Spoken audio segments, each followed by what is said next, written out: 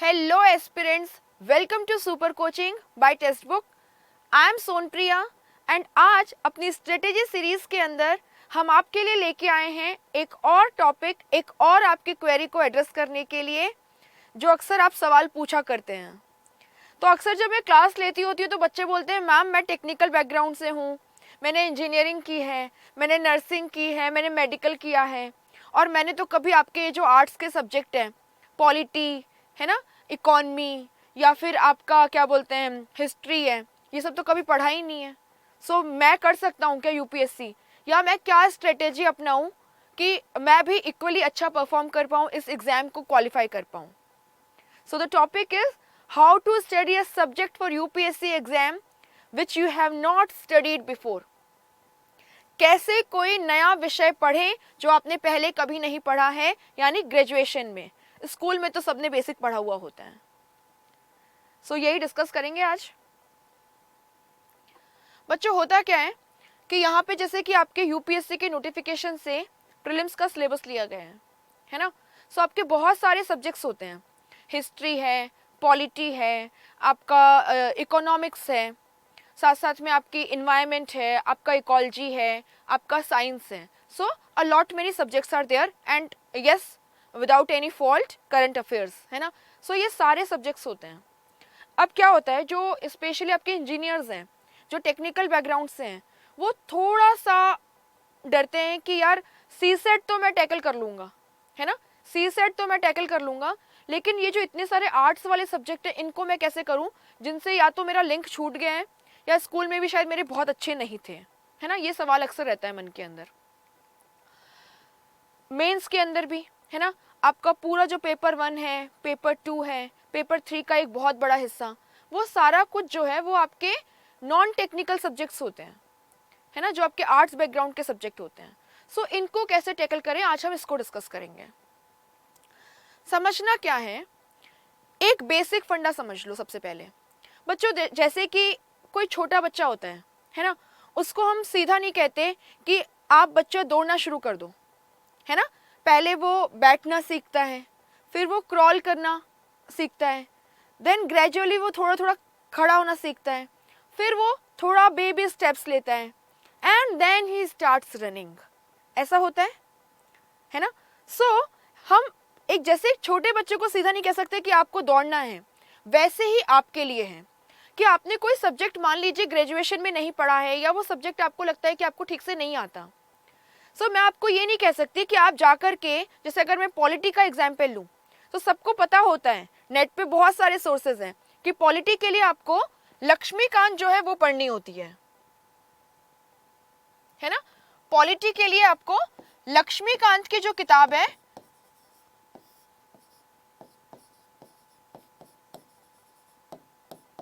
वो सब लोग पढ़ते होते हैं, जो इंग्लिश हिंदी सब में अवेलेबल है, सबको पता है ये बात।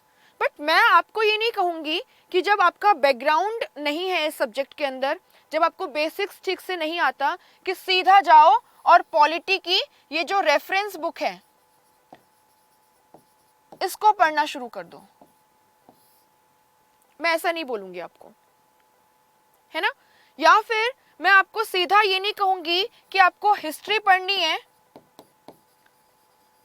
हिस्ट्री के लिए आपको स्पेक्ट्रम पब्लिकेशन की किताब होती है ना, आपकी बिपिन चंद्रा की किताब है मॉडर्न इंडियन हिस्ट्री के लिए,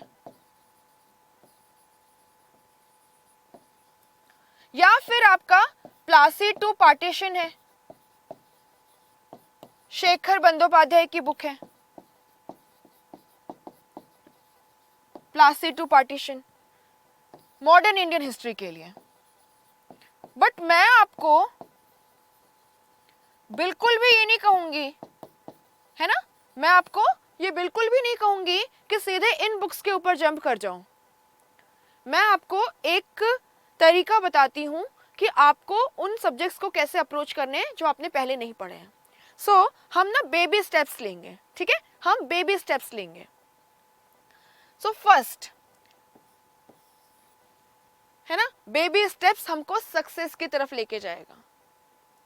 करना क्या है, आपको जैसे कि मान लीजिए, क्योंकि आपका उस सब्जेक्ट में बैकग्राउंड नहीं है तो मैं सजेस्ट करूंगी आपके लिए एनसीईआरटी पढ़ना मस्ट है ना। एनसीईआरटी स्टडी करना आपके लिए मस्ट है। यहाँ पे आपके लिए कोई एक्सक्यूज नहीं है, आपको पढ़ना ही पढ़ना है एनसीईआरटी। अब सेकंड क्वेश्चन होता है कि मैम ठीक है, हमने माना कि हम एनसीईआरटी पढ़ेंगे और फिर हम रेफरेंस बुक्स की तरफ, जो आपकी डिटेल्ड बुक्स होती हैं, बड़े रूप में होती हैं, है ना, उनको पढ़ेंगे, रेफरेंस बुक्स को। ठीक है मैम, ये तो समझ में आ गया, बट हम एनसीईआरटी कौन सी क्लास की पढ़ें? ये भी पर्टिनेंट क्वेश्चन है ना, ये भी पर्टिनेंट क्वेश्चन है। जैसे कि ज्योग्राफी के लिए आपको आमतौर पे जब हमसे कोई पूछता है कि मैम ज्योग्राफी के लिए हम कौन सी बुक्स रेफर करें, तो अगर मुझसे कोई पूछता है तो मैं अपने एक्सपीरियंस के बेसिस पे उसको यही सजेस्ट करूंगी कि यार आप ना क्लास 11th और क्लास 12th की जो 4 किताबें आती हैं, class 11th and class 12th की जो आपकी 4 किताब है फिजिकल एंड ह्यूमन ज्योग्राफी की, वो पढ़ लो, है ना। फिजिकल एंड ह्यूमन ज्योग्राफी की जो आपकी 4 किताबें हैं वो पढ़ लो। 2 11वीं की हैं और 2 आपकी 12वीं की हैं। तो फिर सेकंड क्वेश्चन होता है कि मैम 6 to 10th नहीं पढ़नी है क्या? बहुत सारे लोग तो 6 to 10th पढ़ने को बोलते हैं। तो बच्चों यहाँ पे आपको ना छोटा सा खुद के साथ में टेस्ट करना होगा, जिसको हम सेल्फ एनालिसिस कहते हैं। करना क्या है आपको, ये तो समझ में आ गया कि जिन लोगों का बैकग्राउंड नहीं है उनको सीधे रेफरेंस बुक्स पे जम नहीं करना है, उनको एनसीईआरटी से शुरुआत करनी है। अब एनसीईआरटी में किस लेवल से शुरुआत करनी है, अगर ये डिसाइड करना है तो आपको एक छोटा सा टेस्ट करना होगा। आप क्या कीजिए, मार्केट से ज्योग्राफी की जो किताब है उसको परचेस कर लीजिए। एग्जाम्पल दे रही हूँ, है ना। आप 11th 12th की जो बुक्स है उसको परचेस कर लीजिए। आपने परचेस किया, फिर आप उसकी रीडिंग करें और अंडरस्टैंड करने की कोशिश करें, है ना। आप उनको समझने की कोशिश करें।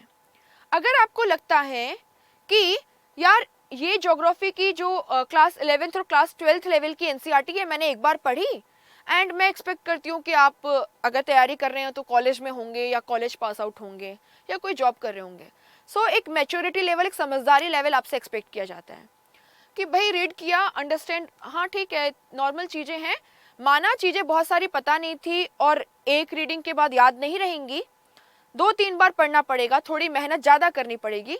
ऑब्वियस है, जब भी कोई काम नया करना शुरू करते हैं उसके ऊपर आपको टाइम इन्वेस्ट करना पड़ता है ना, तभी तो आप उसके अंदर स्किल्ड होते हैं, तभी तो आपका कौशल विकास होता है उसके अंदर। तो रीड किया, अंडरस्टैंड कर लिया, और फिर अगर आपको लगता है कि यार अगर मैं इसको 2 बार और पढ़ लूँगा तो शायद मेरा काम बन जाएगा, तो फिर आप एक और काम करो। आप क्या कीजिए, यूपीएससी की जो ऑफिशियल साइट है ना, www.upsc.gov.in,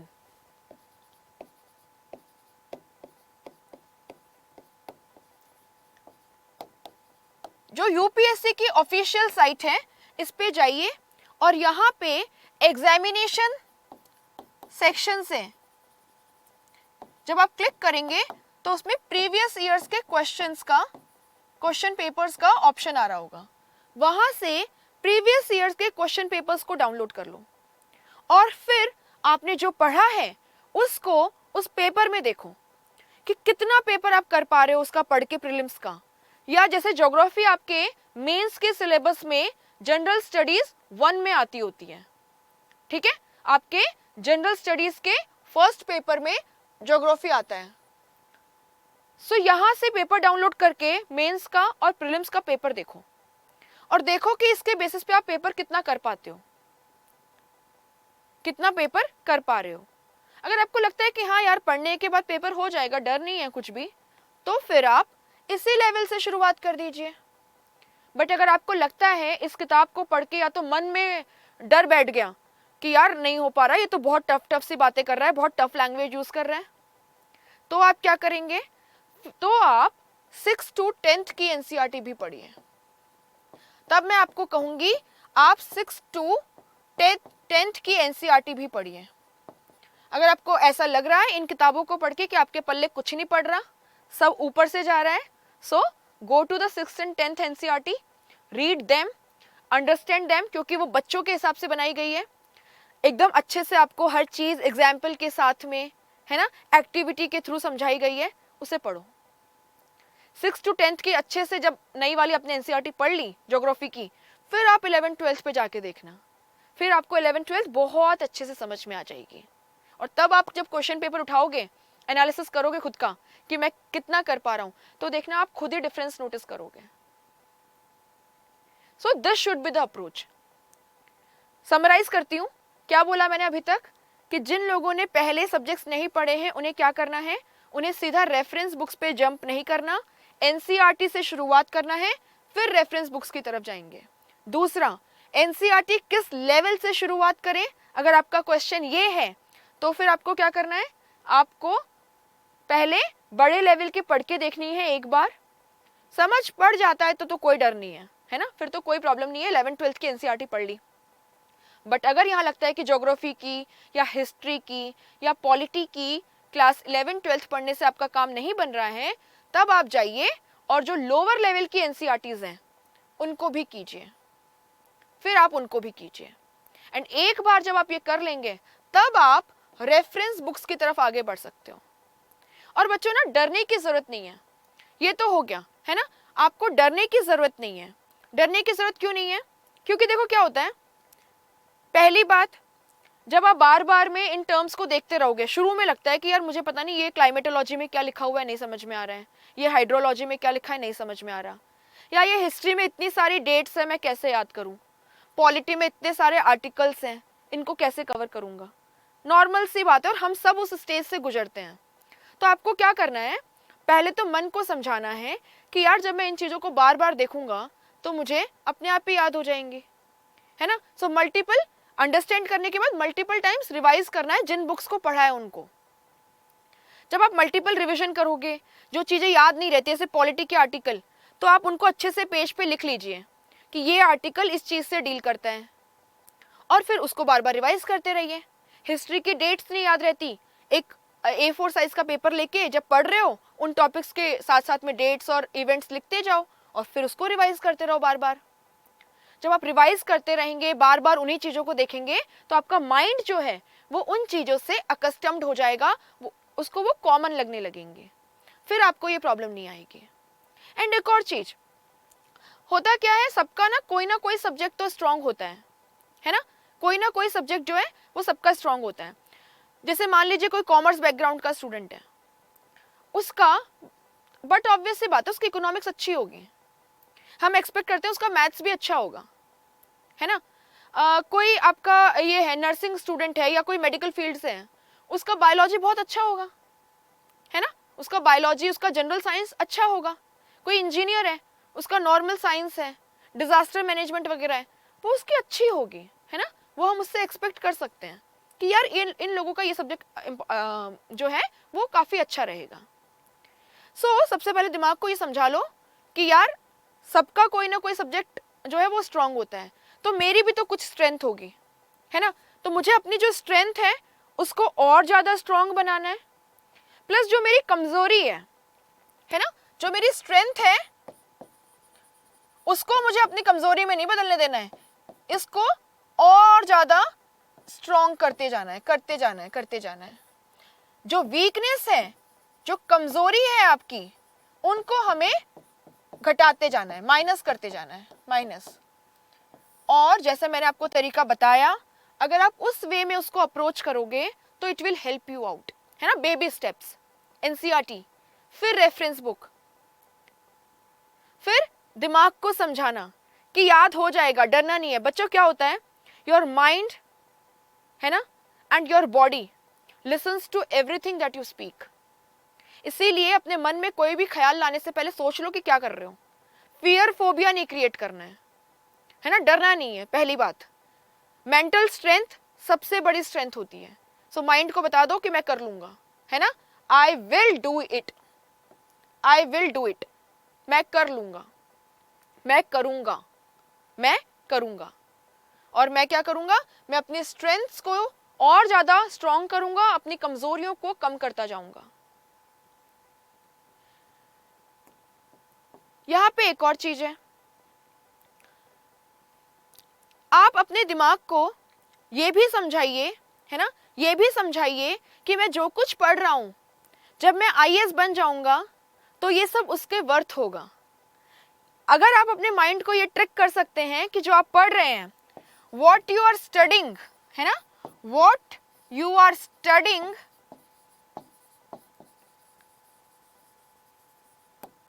has long time relevance, लंबे समय तक उसका आपके लिए कुछ ना कुछ फायदा है, हैज लॉन्ग टाइम रेलिवेंस। तो देखना चीजें कितनी आसान लगने लगेंगी और कितनी फटाफट होने लगेंगी। ऐसा होता है ना, जब आपको किसी से मिलने जाना है, मान लीजिए वो इंसान आपके लिए बहुत इंपॉर्टेंट है और आपको उससे मिलने जाना है, तो कितना जल्दी उस दिन आप उठ जाते हो, कितना फटाक से तैयार हो जाते हो। और अगर किसी इंसान से जिसको आप नहीं लाइक करते हो आपको मिलना होता है, आप सुबह उठ के कोसने लगते हो, यार क्यों मिलने जाना है, मेरा पूरा नींद नहीं हुआ है ना, ये सब करते हो ना। दिमाग को समझाना है कि ये पढ़ाई मेरे लिए बहुत इंपॉर्टेंट है, ये सब्जेक्ट्स जो मैंने अभी तक नहीं पढ़े थे ये मेरे लिए इंपॉर्टेंट है, क्योंकि ये सब मेरे को इस एग्ज़ाम को क्वालिफाई करने में हेल्प करेंगे, एक आईएएस ऑफिसर, एक डिस्ट्रिक्ट कलेक्टर बनने में हेल्प करेंगे, एक अच्छे ओहदे पे पहुंचने के में हेल्प करेंगे, जहां से मैं न केवल खुद का बल्कि समाज के लिए भी कुछ अच्छा कर सकता हूँ। तब देखना चीज़ें कितनी फटाक से याद होने लगेंगे। वो खुशी याद करना जो आपके मम्मी पापा के चेहरे पे आपके लास्ट सक्सेस ने दी थी, या आपके किसी चाहने वाले के फेस पे वो खुशी जो है, उसको एक बार इमेजिन करके देखना कि वो कितने खुश होते हैं जब आप बहुत अच्छा करते हैं, और देखना फिर आपको अपने आप मोटिवेट हो जाओगे पढ़ने के लिए। एक और बच्चों एक चीज़ होती है, एक और पॉइंट होता क्या है, कभी कभी जब हमें किसी सब्जेक्ट की नॉलेज नहीं होती है ना, या हमारे पास प्रॉपर गाइडेंस नहीं होती है, तो हम अंधेरे में एक कमरे में जैसे घूमते रहते हैं चीज़ों को ढूंढने के लिए, वैसे हम ढूंढते रहते हैं और काफ़ी समय बर्बाद हो जाता है। जैसे कि किसी नई सिटी में आप गए, एक हुआ कि आपने लोगों से चीज़ों के बारे में पूछ लिया कि मुझे यहाँ पे जाना है, आजकल तो गूगल है, सर्च कर लिया कि कहाँ पे क्या है, आसपास के लोगों से बात कर लिया कि मुझे यहाँ जाना है, कैसा बेस्ट तरीके से मैं जा सकता हूँ, यहाँ पे खाने की चीज़ें अच्छी कौन सी हैं, क्या प्रॉब्लम हो सकती है, सब बात करके गए। तब देखना आपकी जर्नी कितनी स्मूथ होगी उस सिटी की। दूसरा होता है कि आप निकल पड़े, काफ़ी एडवेंचरस होता है, लोग बोस्ट करते हैं कि यार मैं तो निकल पड़ा और देखना मैंने इतना अच्छा से सिटी को पूरा एक्सप्लोर किया है ना, बता नहीं सकता, उसका मज़ा ही अलग है, होता है ना ये भी। बट इसके अंदर रिस्क भी उतना ही है ना, इसमें रिस्क भी उतना ही है ना। आप अगर खो गए उस अनजान शहर के अंदर, सो आपको उस अंधियारे से निकलने में टाइम लग सकता है। तो इन शॉर्ट में अगर मैं कहूँ, अगर आपका कोई सब्जेक्ट वीक है, आपको मेंटोरशिप चाहिए, गाइडेंस चाहिए, तो लीजिए, है ना, उसमें नहीं डरना है। आप अपने सीनियर्स से ले सकते हैं, अगर आप जानते हैं आपके कोई भाई बहन है जो इस एग्ज़ाम के लिए अच्छे से प्रिपेयर कर चुके हैं, उनसे पूछ सकते हैं, आपके दोस्त हैं उनसे ले सकते हैं गाइडेंस, आपके कोई टीचर है ना, कोई फैकल्टी है जिसके ऊपर ट्रस्ट करते हो कि हाँ भाई ये मुझे सही गाइड करेगा, उससे आप पूछ सकते हैं। एंड अगर आप किसी कोचिंग से जुड़े हुए हैं, I will be very honest, अगर आप कोचिंग इंस्टीट्यूट से जुड़े हुए हैं, किसी मेंटोरशिप प्रोग्राम में जुड़े हुए हैं, वहाँ से भी लीजिए।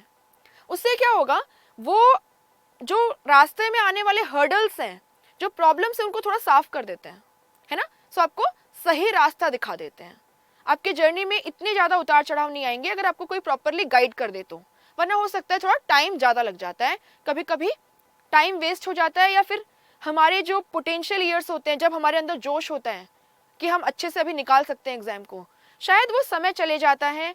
बहुत ज़्यादा अगर फेलियर्स आते हैं तो मन में थोड़ी निराशा आ जाती है, वो कॉन्फिडेंस नहीं रहता जो शुरुआत में रहता है।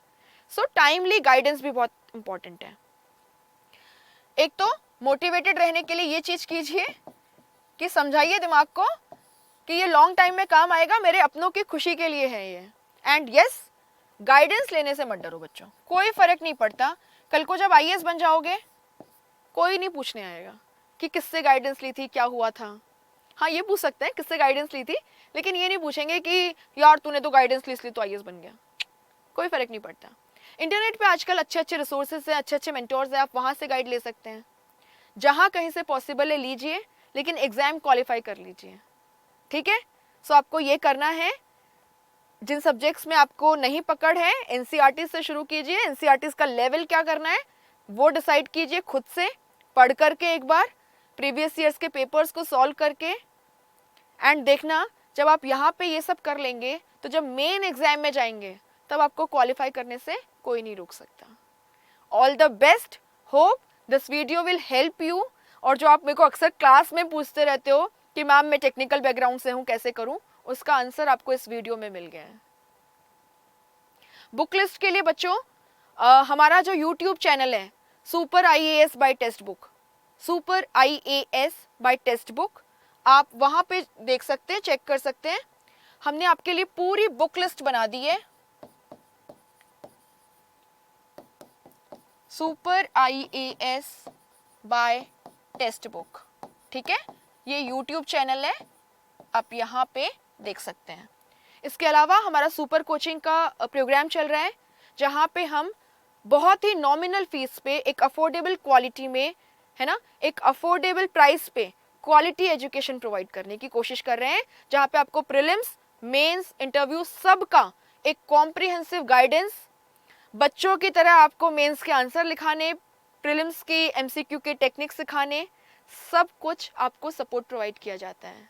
And the best of the faculties are teaching. आपको पूरी फीस जो है वैसे आपकी 2500 रुपीज पर मंथ है, 2500 रुपीज पर मंथ है, बट अब अगर चाहें you can use the coupon code SON20 and इसके ऊपर भी आपको 20% ऑफ यानी 20% का डिस्काउंट मिल जाएगा। So be a part of us.